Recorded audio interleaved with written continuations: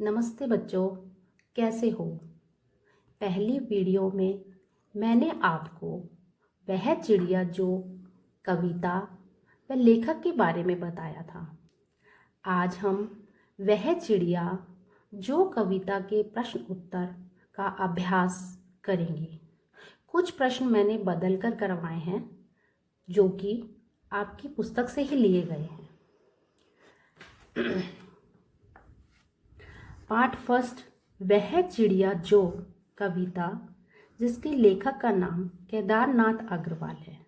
बच्चों, लेखक के बारे में मैंने आपको पहली वीडियो में बताया।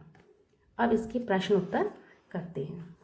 प्रश्न पहला, चिड़िया को किन किन चीज़ों से प्यार है?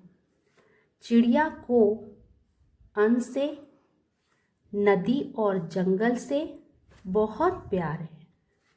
उसे जंगल में मधुर स्वर में गाना तथा बहती नदी का जल पीना अच्छा लगता है। ये सब चीज़ें उसे इसलिए अच्छी लगती हैं क्योंकि वो स्वतंत्र रहना पसंद करती है।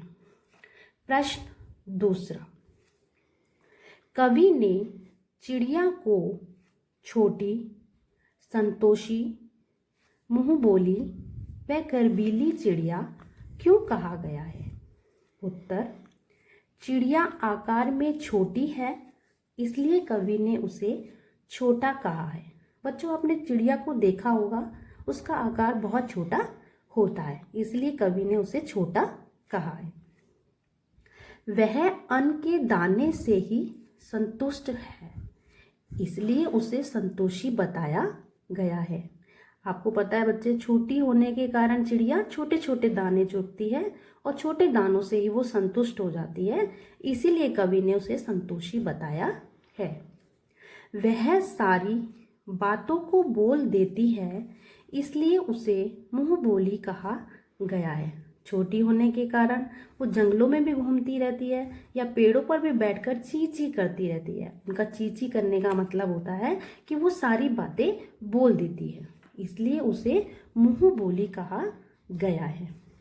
वह छोटी होते हुए भी नदी से पानी पीने का साहसी काम करती है, इसलिए उसे गर्वीली चिड़िया कहा गया है। देखो बच्चों, चिड़िया जो होती है वो बहुत छोटी होती है, नदी कितनी बड़ी होती है, फिर भी उस नदी में जाकर पानी पीकर अपनी प्यास बुझाती है, एक साहसी काम करती है, इसलिए उसे गर्वीली चिड़िया कहा गया है।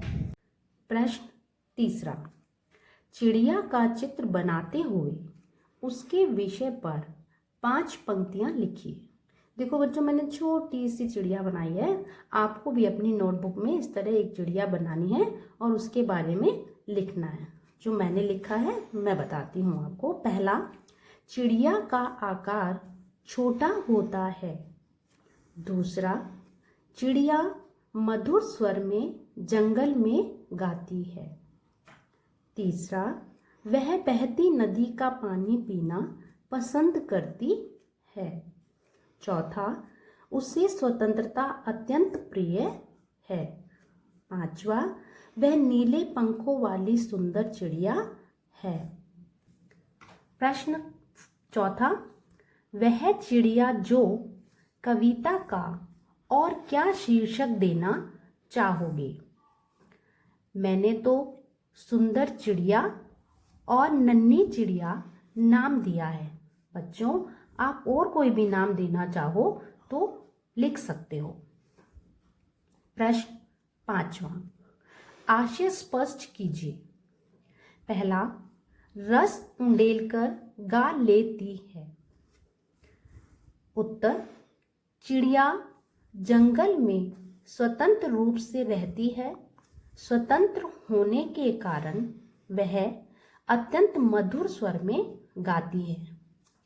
उसका स्वर बहुत मीठा होता है और वह स्वतंत्र रहना चाहती है। रस उंडेलकर गा लेती है, इसका आशय मैंने आपको स्पष्ट करके बताया है।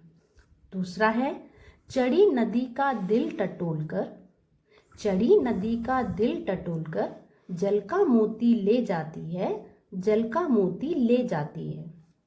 उत्तर, स्वतंत्र होने के कारण चिड़िया वन, उपवन, पर्वत, नदी आदि जगहों पर कहीं भी जा सकती है।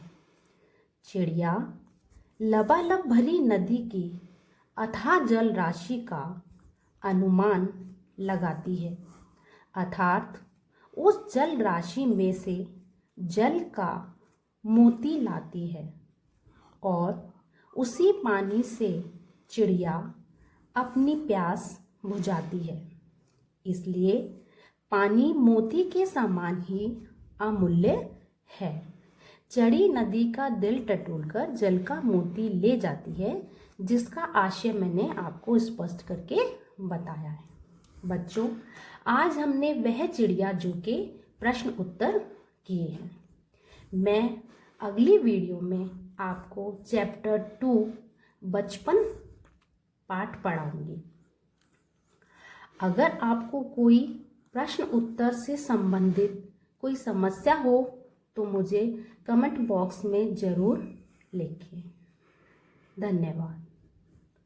अगर मेरी वीडियो पसंद आई हो तो लाइक व सब्सक्राइब ज़रूर करें।